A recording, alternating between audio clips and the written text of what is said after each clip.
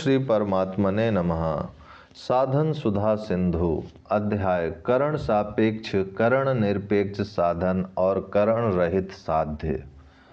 इस प्रकार सुषुप्ति में करणों के अभाव का अनुभव तो सबको होता है, पर अपने अभाव का अनुभव किसी को कभी नहीं होता। करण हमारे बिना नहीं रह सकते, पर हम स्वयं करणों के बिना रह सकते हैं और रहते हैं। सत्ता मात्र, चिन्मयता मात्र हमारा स्वरूप है।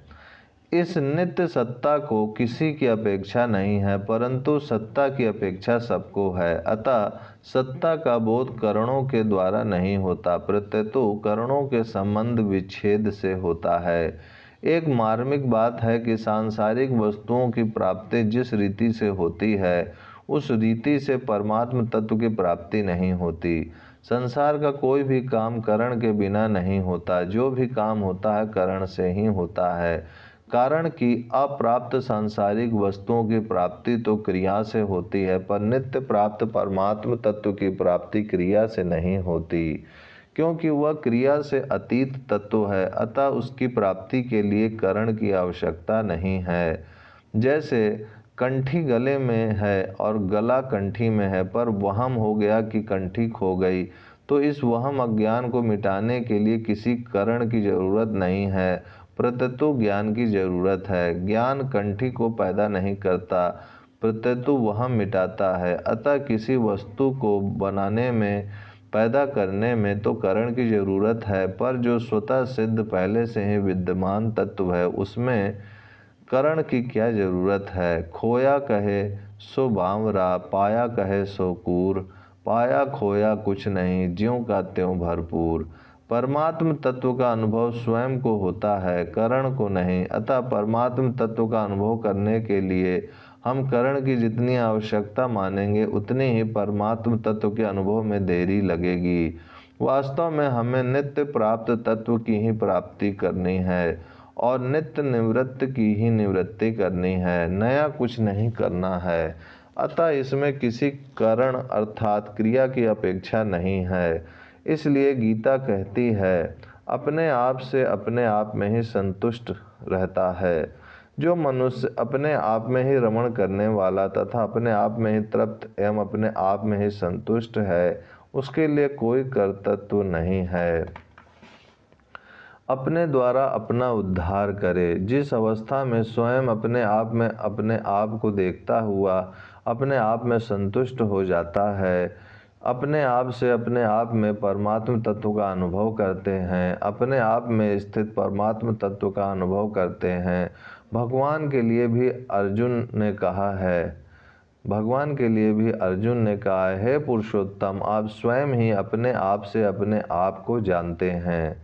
उपनिषद में भी आया है, आत्मा में ही आत्मा को देखता है, ब्रह्म ही होकर ब्रह्म को प्राप्त होता है।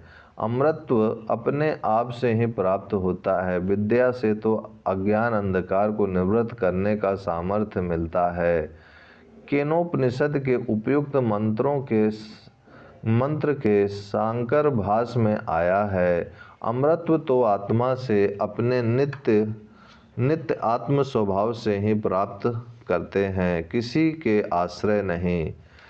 इससे यह समझना चाहिए कि उसकी प्राप्ति आत्मविज्ञान की अपेक्षा रखने वाली है। यदि अमृत तत्व विद्या से उत्पन्न किया जाने योग्य होता तो कर्म फल के समान अनित्य हो जाता, इसलिए वह विद्या से उत्पन्न नहीं है। यदि कहो कि जब अमृतत्व स्वतः ही मिल जाता है तो विद्या उसमें क्या करती है, तो इसमें हमें यह कहना है कि वह अनात्म विज्ञान को निवृत्त करती हुई उसकी निवृत्ति के द्वारा स्वाभाविक अमृतत्व की हेतु बनती है, क्योंकि विद्या से अज्ञान अंधकार को निवृत्त करने का सामर्थ्य प्राप्त होता है। ऐसा कहा भी है, धन सहाय मंत्र औषधि तप और योग से प्राप्त होने वाला वीर सामर्थ्य अनित्य वस्तु का किया हुआ होने से मृत्यु का पराभव करने में समर्थ नहीं है, किंतु आत्मविद्या से होने वाला वीर तो आत्मोद्धार ही प्राप्त किया जाता है, अन्य किसी से नहीं। इसलिए आत्मविद्या जनित वीर किसी अन्य साधन से प्राप्त होने वाला नहीं है। अतः वही वीर मृत्यु का पराभव कर सकता है। तात्पर्य यह हुआ कि परमात्म तत्व की प्राप्ति स्वयं को होती है, करण को नहीं। अतः उसकी प्राप्ति के लिए अंतःकरण की जरूरत नहीं है, प्रत्यतु अंतःकरण से संबंध विच्छेद की जरूरत है। जिससे संबंध विच्छेद करना है वह कैसा है और कैसा नहीं है, इससे क्या मतलब। संसार की सब वस्तुएं वाणी से कही जा सकती हैं और मन से सोची जा सकती हैं, अतः वे सब असत्य हैं। जब द्वैत नाम की कोई वस्तु ही नहीं है तो फिर उसमें क्या अच्छा और क्या बुरा। शंका, अंतःकरण को शुद्ध किए बिना उससे संबंध विच्छेद कैसे होगा। समाधान, वास्तव में परमात्म तत्व की प्राप्ति के लिए अंतःकरण की आवश्यकता समझना और अंतःकरण से अपना संबंध मानना ही अंतःकरण की अशुद्धि है। बोध अंतःकरण से नहीं होता, प्रत्यतो विवेक की जागृति से होता है और स्वयं को होता है। जैसे कलम बढ़िया होने से लिखावट तो बढ़िया हो सकती है पर लेखक बढ़िया नहीं हो जाता, ऐसे ही अंतःकरण शुद्ध होने से क्रियाएं तो शुद्ध हो सकती हैं पर कर्ता शुद्ध नहीं हो जाता। कर्ता शुद्ध होता है अंतःकरण से संबंध विच्छेद होने पर, क्योंकि अंतःकरण से अपना संबंध मानना ही अशुद्धि का मूल कारण है। अपनापन ममता ही मल है, ममता मल जरी जाई। गीता में भी आया है। इसकी व्याख्या करते हुए भी श्री शंकराचार्य जी महाराज भी कहते हैं, फल तृष्णा रहित पुरुष के द्वारा कर्म किए जाने पर अंतःकरण की शुद्धि से उत्पन्न होने वाली ज्ञान प्राप्ति तो सिद्ध है और उससे विपरीत ज्ञान प्राप्ति का न होना असिद्ध है। ऐसी सिद्धि असिद्धि में सम होकर अर्थात दोनों को तुल्य समझकर कर्म कर, वह कौन सा योग है जिसमें स्थित होकर कर्म करने के लिए कहा है। यही जो सिद्ध और असिद्धि में सम होना है, इसी को योग कहते हैं। तात्पर्य यह हुआ कि साधक को अंतःकरण की शुद्धि अशुद्धि की अपेक्षा न रखकर सम रहना चाहिए, कारण कि अंतःकरण की शुद्धि और अशुद्धि दोनों का जो प्रकाशक साक्षी है वह शुद्धि अशुद्धि से रहित सम है।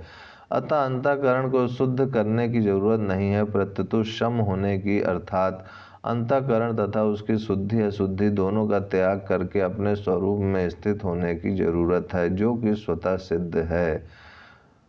भागवतोक्त हंस गीता में भगवान ने कहते हैं, यह चित्त विषयों का चिंतन करते करते विषयाकार हो जाता है और विषय चित्त में प्रविष्ट हो जाते हैं। यह बात सत्य है, तथापि विषय और चित्त ये दोनों ही मेरे स्वरूप भूत जीव के देह उपाधि हैं, अर्थात आत्मा का चित्त और विषय के साथ कोई संबंध ही नहीं है।